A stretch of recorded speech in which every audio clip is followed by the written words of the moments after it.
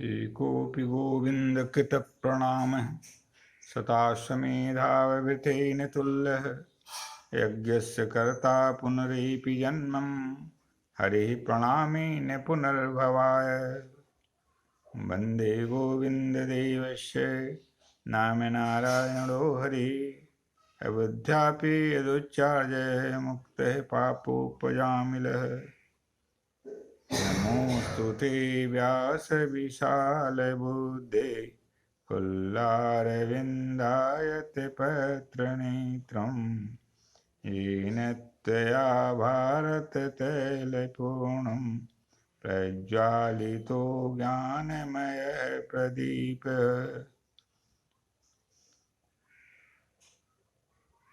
कर्पूरगौरं करुणावतारं संसारसारं भुजगेन्द्रहारं सदा रमन्तं हृदयारविन्दे भवं भवानीं सहितं नमामि। भवानी शङ्करो वन्दे श्रद्धा विश्वासरूपिणो याभ्यां विना न पश्यन्ति सिद्धा शान्तस्थमीश्वरम् वंशी विभूषितकरान्नौनीरदावात् पीताम्बराधरुणबिम्बफलाधरोषात् पूर्णेन्दुसुन्दरमुखादरविन्दनेत्रात् कृष्णात् परं किमपि तत्त्वमहं न जाने। येति सततमाद्यं राधिका कृष्णयुग्मं व्रतसुकृतनिदानं यस्य हैतीह मूलम् विरजसुजनगम्यं सच्चिदानन्दरूपं व्रजवलयविहारं नित्यवृन्दावनस्थम् सशङ्खचक्रं सकिरीटकुण्डलं सपीतवस्त्रं सरसीरुहेक्षणं सहारवक्षस्थलकौस्तुभश्रियं नमामि विष्णुं शिरसां चतुर्भुजं शान्ताकारं भुजगशयनं पद्मनाभं सुरेशं विश्वाधारं गगनसदृशं मेघवर्णं शुभांगं लक्ष्मीकान्तं कमलनयनं योगविज्ञानगम्यं वन्दे विष्णुं भवभयहरं सर्वलोकैकनाथम्।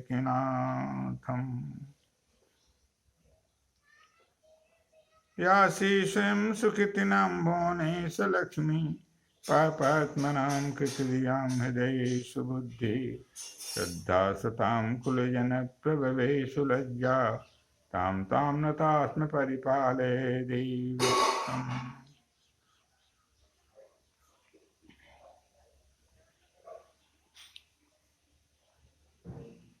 आज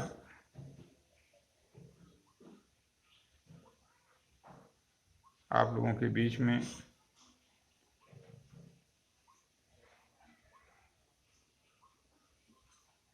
ऐसी विषय पे प्रकाश डाला जा रहा है जो अक्सर हमारे वैदिक संस्कृति में अनुष्ठान होते रहते हैं और उसमें उस दक्षिणा का प्रयोग होता है। और यदि अनुष्ठान में अपूर्णता आ जाती है तो उसमें दक्षिणा देवी को न प्रसन्न होने का विशेष कारण होता है। इसलिए दक्षिणा देवी के उत्पत्ति के संदर्भ में, दक्षिणा के नियम के संदर्भ में एवं धर्मराज के जन्म के संबंध में एवं दक्षिणा देवी के जन्म के संदर्भ में आप श्रवण करें और किसी भी यज्ञ यज्ञादिक अनुष्ठान में उन नियमों का यथोचित पालन करते हुए यज्ञादिक अनुष्ठान का अथवा किसी भी वैदिक कर्म में जो किए जाते हैं उसमें दक्षिणा सदैव प्रदान करते हुए पूर्ण फल प्राप्त करें। सबसे पहले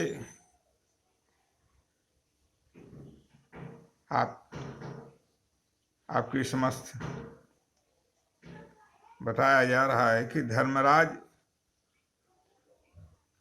का जन्म कैसे हुआ और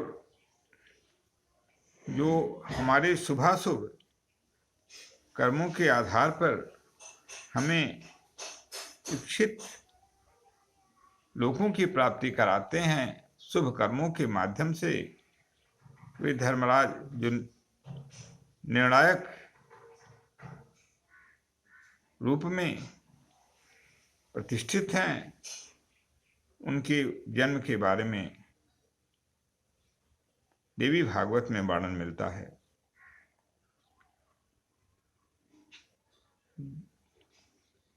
धर्मराज सूर्य के पुत्र हैं। सूर्य ने धर्मराज की उपासना करके पुत्र रूप में इन्हें प्राप्त किया था।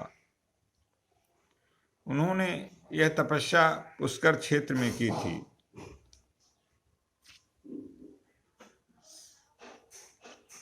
आइए हम दक्षिणा के नियम के बारे में जानें और अनुष्ठान में पूर्ण सफलता प्राप्त उन नियमों को संपादित करते हुए प्राप्त करें। ब्रह्मा जी ने नारद से कहा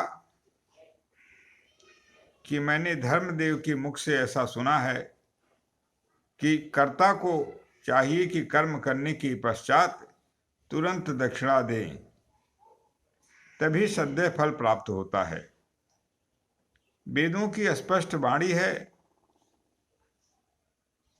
यदि दैव से अज्ञान से यज्ञ कर्ता कर्म संपन्न हो जाने पर तुरंत ही ब्राह्मणों को दक्षिणा नहीं दे देता तो उस दक्षिणा की संख्या उत्तरोत्तर बढ़ती चली जाती है और साथ ही यजमान का संपूर्ण कर्म भी निष्फल हो जाता है। ब्राह्मण का स्वत्व अपहरण करने से वह अपवित्र मानव किसी कर्म का अधिकारी नहीं रह जाता। उसी पाप के फलस्वरूप उस पातकी मानव को दरिद्र और रोगी होना पड़ता है।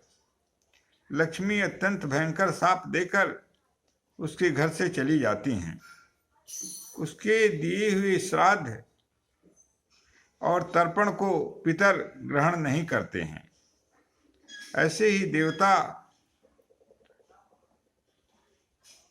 उसकी की हुई पूजा तथा अग्नि में दी हुई आहुति भी स्वीकार नहीं करते। यज्ञ करते समय कर्ता ने दक्षिणा संकल्प कर दी किंतु दी नहीं और प्रतिग्रह लेने वाले ने उसे मांगा भी नहीं, तो दोनों व्यक्ति नरक में इस प्रकार गिरते हैं जैसे रस्सी टूट जाने पर घड़ा। भगवान नारायण कहते हैं, मुने बिना दक्षिणा का कर्म तो बलि के पेट में चला जाता है।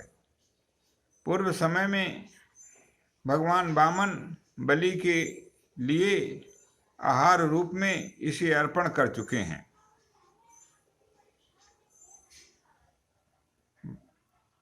भगवान देवर्षि नारद से कहते हैं, हे नारद, अश्रोत्री और श्रद्धाहीन व्यक्ति के द्वारा श्राद्ध में दी हुई वस्तु को बलि भोजन के रूप में प्राप्त करते हैं। शूद्रों से संबंध रखने वाले ब्राह्मणों के पूजा संबंधी द्रव्य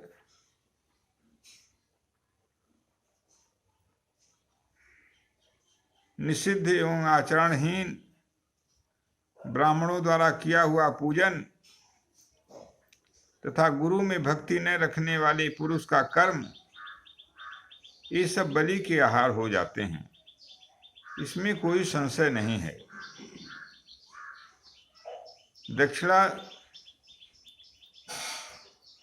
देवी भगवती महालक्ष्मी के दक्षिण कंधे से प्रकट होने से इनका नाम दक्षिणा पड़ गया।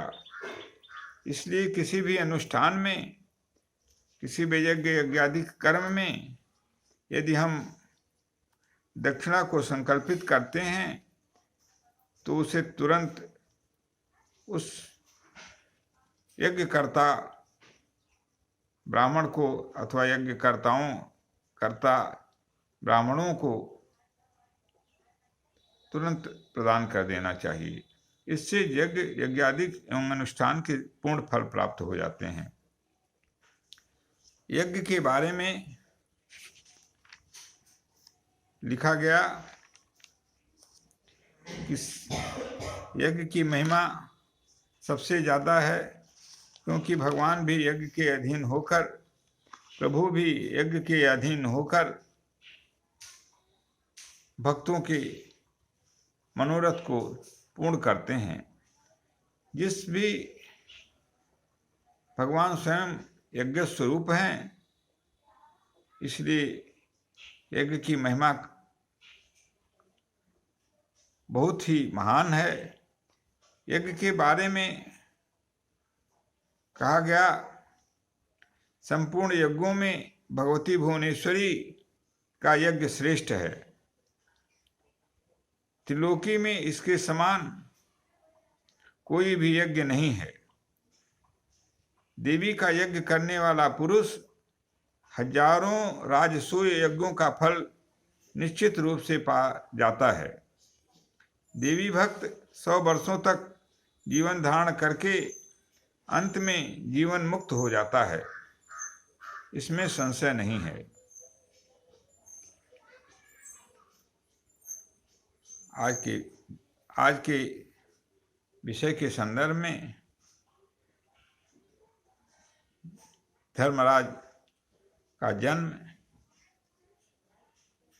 माँ दक्षिणा देवी की जन्म का रहस्य एवं दक्षिणा के नियम के संदर्भ में आप लोगों के बीच में प्रकाश डाला गया।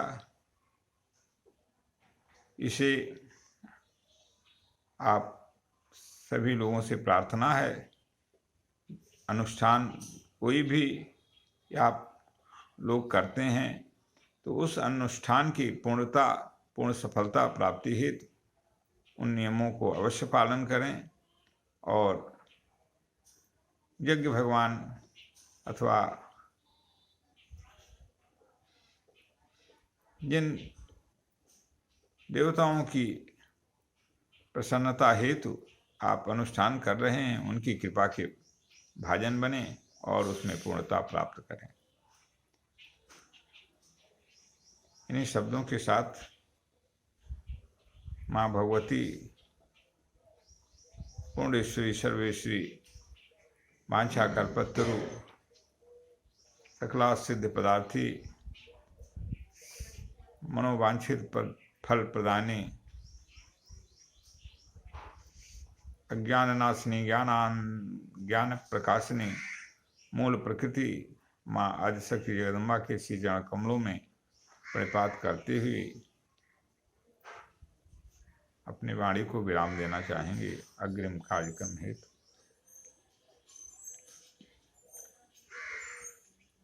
अस्तुतासुरैः पूर्वमभीष्ट संशयात् तथा सुरेन्द्रेण दिनेशसेविता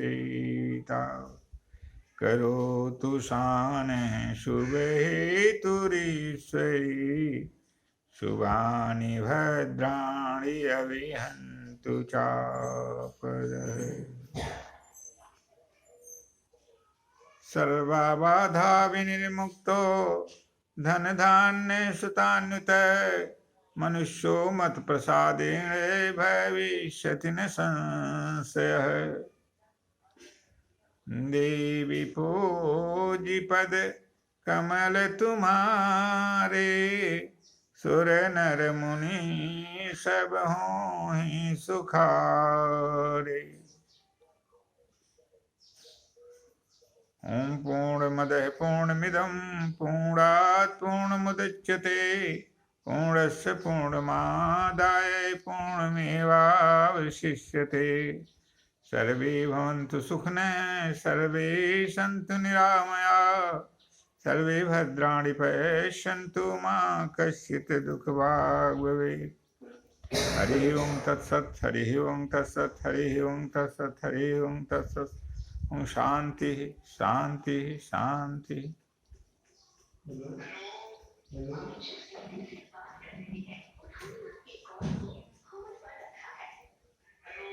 हेलो, गुड मॉर्निंग।